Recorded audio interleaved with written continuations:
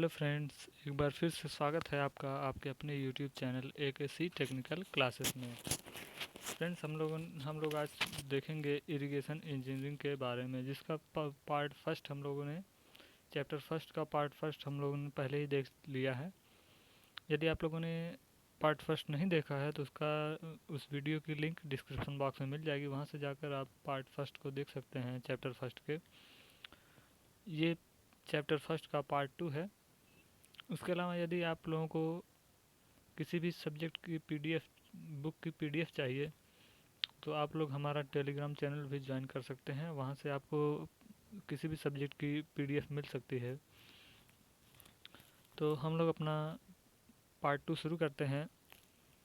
इस friend part first में हम लोगों ने पढ़ा था कि सिंचाई क्या है, सिंचाई की प्रणालियाँ कौन कौन सी हैं और सिंचाई से लाभ और हानियाँ क्या क्या हैं, उसके बारे में हम लोगों ने पढ़ा था। इस पार्ट में हम लोग पढ़ेंगे कि सिंचाई की विधियाँ कौन कौन सी हैं। तो हम लोग देखते हैं कि सिंचाई की कौन कौन सी विधियाँ हैं।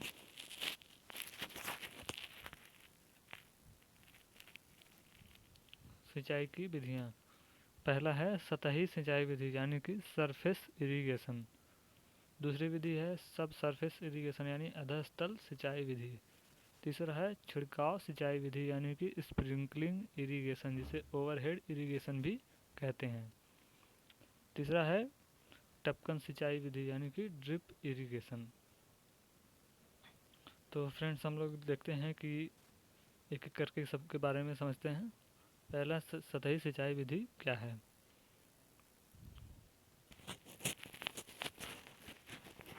सतही सिंचाई विधि,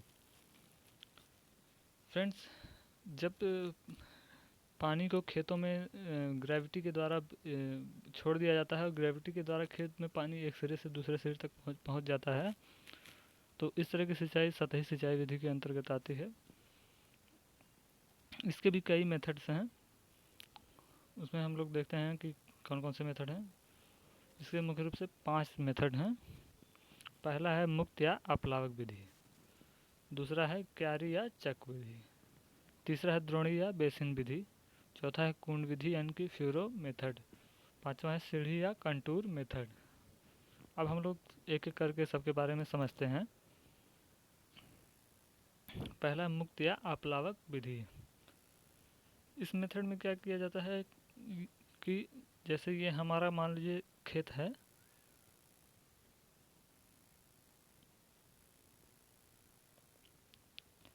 ये खेत है और उसमें फसल कोई बोई जाती है, उसके बाद उसमें नालियाँ बना दी जाती हैं। इस प्रकार से एक नाली, मुख्य नाली इधर बना दी जाती है। उसके बाद खेतों को कई पट्टियों में, पतली पतली पट्टियों में विभाजित कर दिया जाता है। फिर यहाँ से पानी भेजा जाता है। फिर इस नाली को यहाँ पे खोल दिया जाता है। यहाँ से पानी ग्रेविटी के द्वारा होते हुए इस सिरे तक पहुँच जाता है। इस प्रकार फिर इस नाली को बंद करके यहाँ पे खोल दिया जाता है। यहाँ से पानी ग्रेविटी के द्वारा यहाँ पूरे खेत में पहुँच जाता है। इसी प्रकार पूरे खेत की सिंचाई की जाती है। फ्रेंड्स, इसमें होता क्या है कि यदि खेत ऊबड़ खाबड़ है यानी कि अनइवन है, सरफेस है, तो अगर जो सिरा जहाँ पे ढालू अधिक होगा वहाँ पे पानी बह के इकट्ठा हो जाएगा और जिससे वहाँ पे पानी अधिक मात्रा में इकट्ठा हो जाएगा। जैसे मान लीजिए खेत कुछ इस तरह से है, तो यहाँ से अगर पानी छोड़ा जाएगा तो यहाँ से पानी होता हुआ यहाँ पे कलेक्ट हो जाएगा और यहाँ पे पानी अधिक मात्रा में इकट्ठा हो जाएगा, तो यहाँ पे फसलों को नुकसान होगा। और जहाँ पे ऊंचाई अधिक होगी वहाँ पे पानी नहीं रहेगा, यहाँ पे मिट्टी जल्दी सूख जाएगी, तो इससे फसलों को उचित मात्रा में पानी नहीं मिल पाएगा। तो इसमें पानी हर जगह समान रूप से नहीं मिल पाता है, इसलिए फसलों को कहीं कहीं नुकसान भी हो जाता है। अब हम लोग बात करेंगे दूसरी विधि की। दूसरा है क्यारी या चक विधि। इसमें क्या होता है कि इसमें खेतों को, जैसे अनइवन सरफेस है यानी कि खेत ऊबड़ खाबड़ है, तो खेतों को छोटे छोटे क्यारियों में बांट लिया जाता है। यानी कि जहाँ पे ऊंचाई अधिक, कहीं पे जहाँ पे ऊंचाई अधिक होगी तो उसको अलग क्यारी बना देगी, जहाँ पे कम ऊंचाई होगी वहाँ पे अलग क्यारी बना ली जाएगी। इस प्रकार कई क्यारियों में बांट दिया जाता है, जैसे आपको दिखाते हैं। जैसे जैसे इसमें छोटी छोटी, ये जो यहाँ से ये मुख्य नाली बनाई जाती है, फिर यहाँ से छोटी छोटी नालियाँ निकाली जाती हैं और खेतों को ये वाला हिस्सा जो है ये क्यारियाँ हैं, ये सब क्यारियाँ हैं। तो खेत पानी इस तरह से आता है और उसके बाद यहाँ से नाली होते हुए यहाँ तक आता है, फिर इनमें क्यारियों में खोल दिया जाता है, पानी चला जाता है। क्यारियाँ छोटी छोटी होती हैं तो जिससे पानी बराबर मात्रा में पूरे खेत में फैल जाता है और फसलों को समान मात्रा में पानी मिलता है, और इससे पानी कहीं पर भी कम या ज़्यादा नहीं होता है, तो फसलों को नुकसान कम होता है। अब हम लोग देखेंगे तीसरी विधि।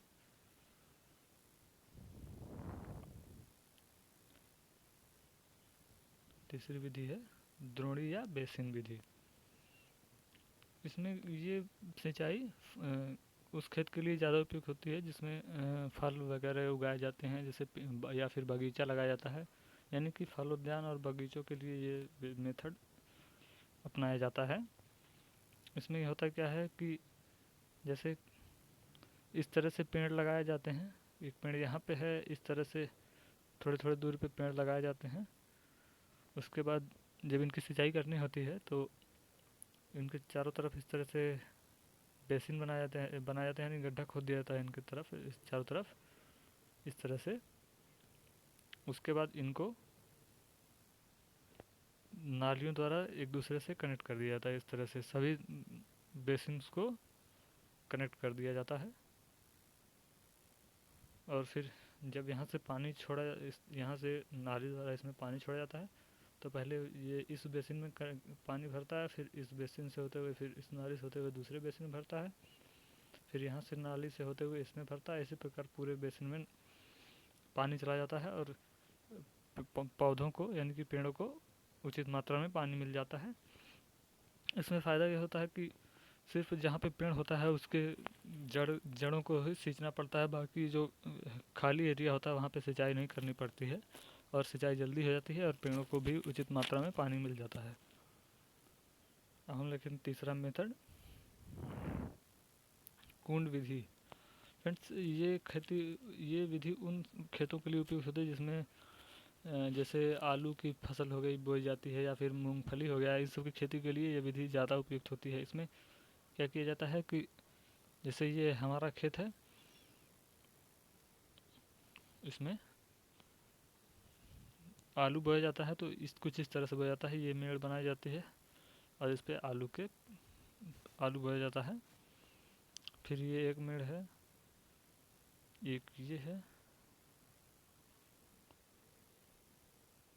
इस तरह से होता है। इसमें आलू के पेड़ ये हैं, मान लो ये सब इस पे आलू के पेड़ लगाए थे इस मेड़ पे, और इन पेड़ों की सिंचाई नहीं की जाती है, बल्कि यहाँ से मान लीजिए पानी भेजा जाता है, तो ये इन जो बगल में जो नालियाँ होती हैं, सभी मेड़ों के दोनों तरफ नालियाँ होती हैं, इन सब में पानी भरता चला जाता है, जिससे खेत की जो आलू की जो जड़ें होती हैं उनकी सिंचाई हो जाती है, पानी रिस कर चला जाता है उसमें। तो इस प्रकार से सिंचाई हो जाती है। इसमें पूरे खेत की सिंचाई नहीं करनी पड़ती है, इसके केवल 1/5 से 2/5 भाग तक ही सिंचाई करनी पड़ती है, जिससे समय कम लगता है।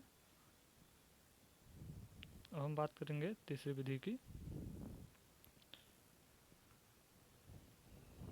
तीसरी हम लोग बात करेंगे पांचवी विधि की, जिसका नाम है सीढ़ी या कंटूर विधि। आप लोग कंटूर के बारे में आप लोगों ने अगर सर्वे अभी तो पढ़ा नहीं होगा, 6th सेमेस्टर सर्वे सेकंड जब पढ़ेंगे तो उसमें आप लोगों को कंटूर के बारे में पूरा एक चैप्टर है। लेकिन यहाँ पे हम आपको बता दें कंटूर क्या होता है, कि भूमि पर जो समान ऊंचाई वाले बिंदु होते हैं उनको जब मिलाने से जो लाइन बनती है उसे कंटूर लाइन कहते हैं। तो उसी से कुछ रिलेटेड है यहाँ पे कंटूर कंटूर मेथड। इसमें आप देखेंगे कुछ इस तरह से है, जैसे पहाड़ी एरिया में जब सिंचाई करनी होती है खेतों की, जैसे चाय वाय के बागान होते हैं ज़्यादातर असम वगैरह में, तो वहाँ पे खेतों को इस तरह से सीढ़ी नुमा बनाया जाता है। देखेंगे कि आप इस सीढ़ी की देखेंगे तो सभी पॉइंट पर इनकी हाइट समान है, यहाँ पे भी हाइट वही है, यहाँ भी वही है, इस तरह से समान उच्चता। ये एक कंटूर हो गया, ये दूसरा कंटूर हो गया।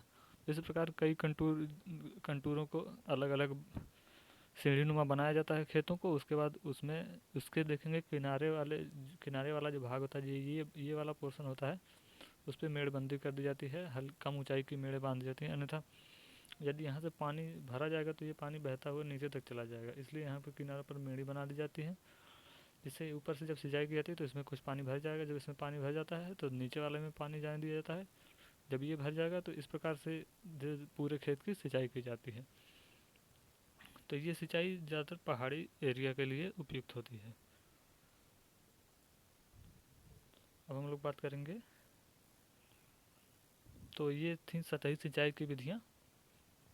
अब हम लोग देखेंगे अधः सिंचाई विधि, यानी कि सब सरफेस इरिगेशन। सब सरफेस का मतलब होता है कि ग्राउंड लेवल से नीचे, यानी कि सरफेस जो ग्राउंड का होता है उसके नीचे, यानी ज़मीन के अंदर से सिर्फ जड़ों की सिंचाई की जाती है इसमें। जैसे ये ग्राउंड लेवल है, ये आपका ग्राउंड लेवल है, यहाँ पे कोई पेड़ लगा हुआ है इस तरह से, मान लीजिए ये फसलें हैं इस तरह से। तो इनकी जड़ें जो नीचे नीचे होती हैं ग्राउंड लेवल से, ये जड़ें हैं, तो इनकी सिंचाई करने के लिए यहाँ से इन ग्राउंड सरफेस से 45 से 60 सेंटीमीटर नीचे एक पाइपलाइन बिछा दी जाती है। उसके बाद इस पाइपलाइन को यहाँ पे एक मेन पाइपलाइन से इस तरह से जोड़ दिया जाता है ऊपर से। और ये जो पाइपें होती हैं ये छिद्रित पाइपें होती हैं, यानी परफोरेटेड पाइप होती हैं। फिर यहाँ पे जब सिंचाई करनी होती है तो यहाँ से पानी भेजा जाता है, और ये पानी यहाँ छिद्रित जो जो इसके छिद्र होते हैं वहाँ से पानी इसके पौधों के जड़ का जो मिट्टी होती है उसमें चला जाता है, और उसके जड़ों को पर्याप्त मात्रा में पानी मिल जाता है। इस प्रकार से खेत की सिंचाई हो जाती है। तो ये अधः सिंचाई के अंतर्गत आता है। इसमें होता क्या है कि जब इसके हम कुछ गुण और दोष के बारे में जानेंगे कि इसके गुण और दोष क्या क्या हैं। देखिए हम लोग बात करेंगे गुण क्या क्या हैं। जल उपयोगिता, यानी कि जब सिंचाई इस तरह से जड़ों में सिंचाई की जाती है तो इससे पानी, जैसे फ्री सिंचाई जब होती है तो जब पानी सतही सिंचाई की जाती है तो उसमें वाटर का जो है लॉस अधिक होता है, कहीं पे अधिक पानी सिंचाई कर दी जाती है, कहीं पे वाष्पन के कारण पानी वाष्प बन के चला जाता है, तो इससे पानी को जितनी खेतों में पानी पौधों को दी जाती है उतना पानी उपयोग में नहीं हो पाता है। लेकिन जब सब सरफेस इरिगेशन किया जाता है तो उतना ही पानी भेजा जाता है जितना पौधों को आवश्यकता होती है, तो जड़ों में उतना ही पानी जाता है और अच्छे से सिंचाई हो जाती है। दूसरा है उपयुक्त सिंचाई। इसमें कहीं पर भी पानी कम या अधिक मात्रा में नहीं होता, जिससे फसलों को नुकसान कम होता है, तो ये सिंचाई फसलों के लिए अधिक उपयुक्त होती है। तीसरा है नालियाँ नहीं बनानी पड़ती, यानी कि इसमें अगर आप देखेंगे तो ज़मीन के नीचे नीचे सिंचाई की जा रही है पाइप बिछा के, तो एक बार पाइप बिछाने के बाद फिर उसके ऊपर जो फसल उगाई जाती है तो नालियाँ नहीं बनानी पड़ती हैं, तो मेहनत कम करनी पड़ती है।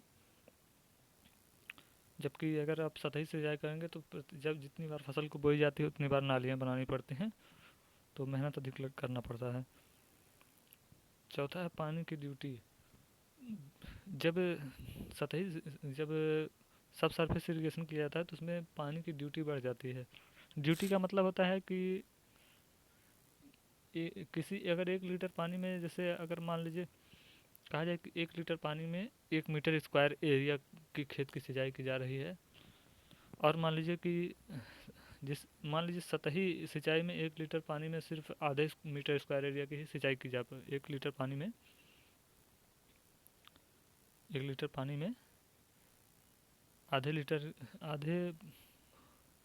मीटर स्क्वायर एरिया की ही सिंचाई हो पा रही है, और जबकि सब सरफेस इरिगेशन में 1 लीटर पानी में 1 मीटर स्क्वायर एरिया की सिंचाई हो जा रही है। तो आप देखेंगे कि इससे सब सरफेस इरिगेशन में अधिक एरिया की सिंचाई हो जा रही है उतने ही जल में, तो कुछ 1 लीटर पानी में जितने स्क्वायर एरिया की सिंचाई होती है, इसका डेफिनेशन कुछ और है, जिसके बारे में हम ड्यूटी के बारे में डिटेल में पढ़ेंगे अगले चैप्टर्स में। बस यही समझिए कि 1 क्यूबिक वाटर में जितने हेक्टेयर एरिया की सिंचाई की जाती है वही उस पानी की ड्यूटी कहलाता है। तो आप देखेंगे कि इसमें सब सरफेस इरिगेशन में 1 क्यूबिक में अधिक एरिया की सिंचाई हो जाएगी, इससे पानी की ड्यूटी बढ़ जाती है।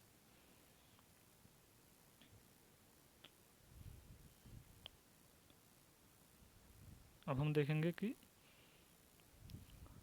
इसके दोष क्या क्या हैं। लागत, तो अब देखेंगे कि जब पानी पाइप बिछाया जाएगा सरफेस के नीचे तो अधिक मात्रा में पैसा खर्च होगा और पाइप बिछाने में, तो इससे इसकी कास्ट अधिक होती है। जबकि सरफेस इरिगेशन में कोई पाइप नहीं बिछानी पड़ती है, तो इसमें पैसा कम लगता है, बल्कि जबकि सब सरफेस इरिगेशन में पैसा अधिक खर्च करना पड़ता है, इसकी कास्ट अधिक होती है। कुशल श्रमिक, यानी कि जब पाइप को बिछाया जाएगा तो उसमें लिए अधिक कुशल श्रमिकों की भी आवश्यकता होती है। तीसरा है अवरुद्ध पाइप, यानी कि अगर सरफेस के नीचे पानी पाइप जो होते हैं उसमें वो चोक हो जाएंगे, यानी कि पाइप जाम हो जाएगा, तो उससे पानी सिंचाई की समस्या सिंचाई की उसमें बाधित हो जाएगी। तो अवरुद्ध पाइप होने से सिंचाई नहीं हो पाएगी। तीसरा है चौथा सिंचाई का भान, यानी कि जब सरफेस इरिगेशन होता है तो उसमें पता चल जाता है कि हाँ पूरे खेत की सिंचाई हो गई, लेकिन जब सब सरफेस इरिगेशन होगा तो उसके जड़ों में पानी दिया जाता है, तो ऊपर से देखने पे पता नहीं चल पाएगा कि पानी पूरे खेत की सिंचाई हो पाएगी नहीं, क्योंकि अगर चोक हो जाएगा पाइप तो खेत की सिंचाई नहीं हो पाएगी, और लेकिन ऊपर से पता भी नहीं चलेगा कि पाइप चोक हो गया है, सिंचाई नहीं हो पा रही है। ये सब इसके दोष हैं। तो फ्रेंड्स इस वीडियो में इतना ही। हम आगे पढ़ेंगे कि स्प्रिंकलिंग इरिगेशन क्या है और ड्रिप इरिगेशन क्या है, उसके बारे में अगले वीडियो में देखेंगे। अगर आपको ये वीडियो पसंद आया तो लाइक करें, और अगर कोई प्रॉब्लम हो तो कमेंट करें, जिससे हम आपकी प्रॉब्लम को दूर करने की कोशिश करेंगे।